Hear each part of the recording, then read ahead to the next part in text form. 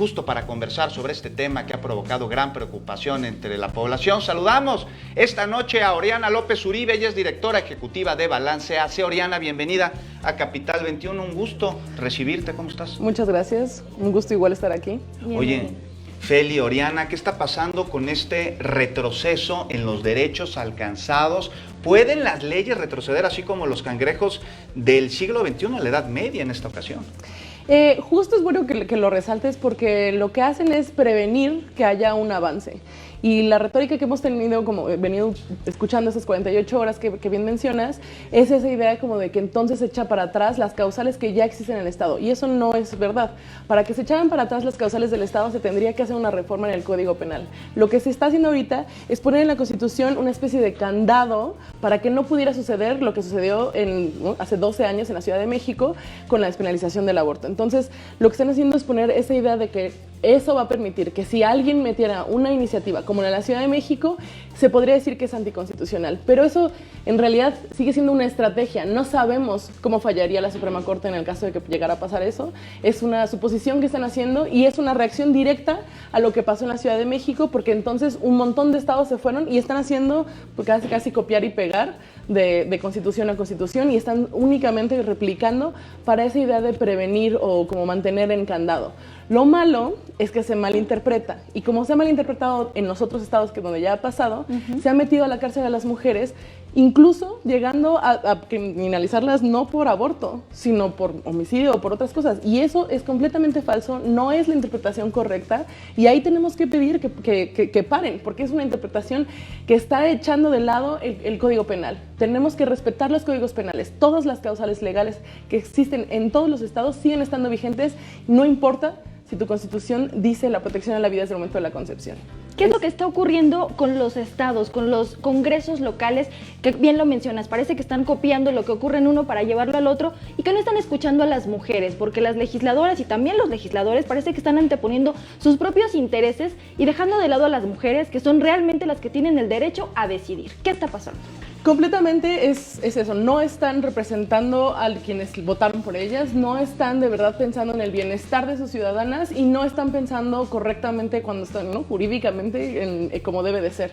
Entonces ahí lo que está pasando es esto, como un interés político donde yo te doy esta y tú me das la otra y entonces yo tengo un interés en que pase otra iniciativa sobre cualquier otro tema que podría ser muy importante, podría ser corrupción, podría ser, no sé, algo sobre ecología, podría ser cualquier otra cosa. El punto es que están jugando con los derechos de las mujeres como moneda de cambio y eso es lo que no se vale. Y simbólicamente es regresar al siglo XII, simbólicamente es decir que no respetan las decisiones de las mujeres, simbólicamente están diciendo que un feto vale más que una mujer.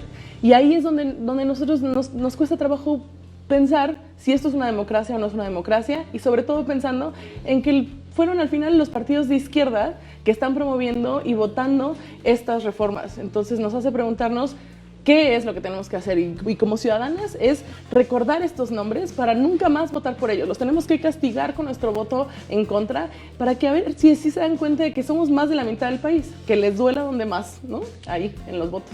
Oriana, pero bien mencionas que se está utilizando como moneda de canje político un asunto de derechos humanos. Responder no votando por estas personas que aprobaron esta reforma de ley sería también politizar. Pero en vía de mientras hay muchísimas mujeres que se ven en la necesidad y en el derecho a tomar la decisión de interrumpir el embarazo. ¿Qué sucede en estos estados en donde se va a criminalizar? ¿Van a dejar de realizar estos procedimientos o se va a convertir en un problema de salud pública con enormes riesgos para su vida? Va a suceder lo que siempre ha sucedido. Las causales legales en realidad nunca han garantizado que las mujeres tengan acceso a los abortos que se necesitan. Necesitamos reformas más contundentes, como la de la Ciudad de México, que es un ejemplo nada más, no estoy diciendo que sea la única forma, pero la Ciudad de México dice claramente, las mujeres que deseen interrumpir su embarazo van a ir, lo van a pedir y se les va a dar, punto. Y entonces se puede garantizar que las mujeres sean completamente respetadas. Lo que pasa ahorita en todas esas entidades es que las causales siguen estando vigentes. Tenemos que exigir que las autoridades respeten el Código Penal y que garanticen el acceso a los servicios. En el caso de violación, el aborto es legal en todo el país y significa que las mujeres pueden ir directamente a los hospitales públicos con una carta diciendo fui violada el 13 de diciembre por mi papá 6 veces, firmo yo, puedo tener incluso 16 años, firmar yo y el hospital me tiene que garantizar el acceso al servicio en menos de 72 horas según lo marca la Ley General de Víctimas. Entonces, eso sigue estando vigente y tenemos que garantizarlo. Y tenemos que promover que ya se vayan del Código Penal esas pues, cosas que son de derechos humanos y que no corresponden en el Código Penal. Ahí no van. Y que la lucha siga y que las mujeres se informen y que por supuesto se defienda el derecho de las mujeres, que no se hable en primera persona en los congresos, en el Senado, en donde se tenga que discutir y que se tomen en cuenta a las miles de mujeres que estarían pensando en qué voy a hacer si yo me encuentro en esa situación y como lo mencionas, si me van a juzgar, si voy a ir a dar a la cárcel por un delito que no cometí cuando estaba realizando otra acción. Y es importante que las mujeres sepan que hay opciones seguras, que hay redes de acompañamiento en todo el país y que existe el Fondo María, que en el caso, es el caso de mi organización, que tenemos el Fondo de Aborto para la Justicia Social María. Pueden meterse a fondomaria.org y pedir una solicitud de apoyo. Y lo que vamos a hacer con ellas, revisar cuántas semanas tiene y si entra en la legislación de la Ciudad de México, se apoya para que pueda venir y realizar un aborto legal y seguro. Puntualmente, ¿hasta cuántas semanas de gestación se puede llevar a cabo la interrupción del embarazo aquí en la Ciudad de México?